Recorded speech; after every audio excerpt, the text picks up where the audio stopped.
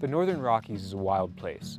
In the lower 48 states, this is the only region to have populations of all the large carnivores, like mountain lions, grizzly and black bears, and wolves. These animals can't stay in one spot. They need to move around the landscape on a daily and a seasonal basis, and they need to move across the landscape between large chunks of intact habitat. They move around because they need to find food, mates, or unoccupied space.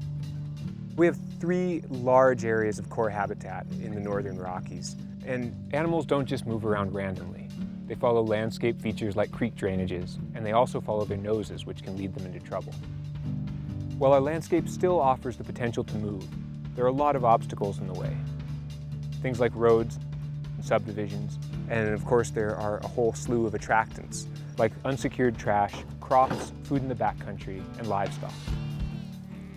And when large carnivores like grizzlies or wolves begin to interact with these attractants, sometimes they get away with it, sometimes that ends in relocation, but most often it ends in the death of the animal. This is exactly the kind of outcome that People and Carnivores works to prevent. By removing attractants or keeping carnivores away from them, we keep animals alive and moving so they can get to where they need to be.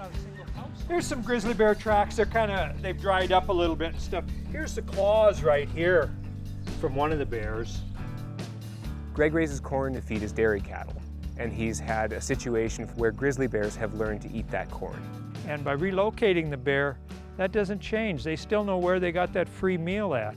And so what we need to be doing is eliminating the food source. We drastically reduced the corn loss and the number of bears accessing the cornfield, all of which was good for grizzly bears. Connectivity is really important for large carnivores. By connectivity, we simply mean the ability of animals to move between these intact habitats, and to do that with a minimum of risk. For populations of bears and wolves to remain healthy in the long term, they need to move between chunks of habitat, connect with other populations, and intermix genetically. If they can move around like this, they can also expand into new territory. Wolves and bears move across all different land ownerships, so connecting populations involves both public and private lands.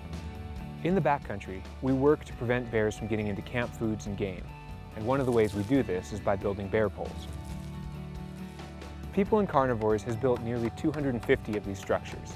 These poles give hunters and campers a place to hang their food out of the reach of bears.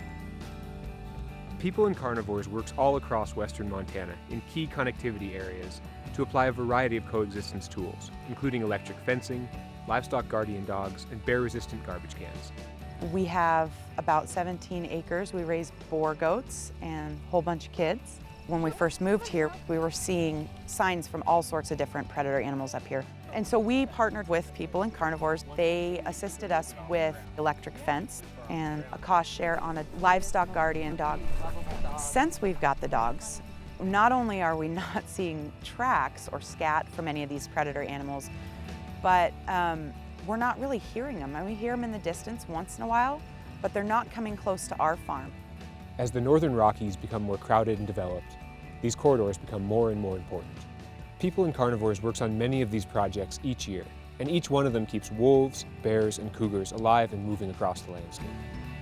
Your support can help these animals stay on the move, sustain rural livelihoods, and keep this place wild.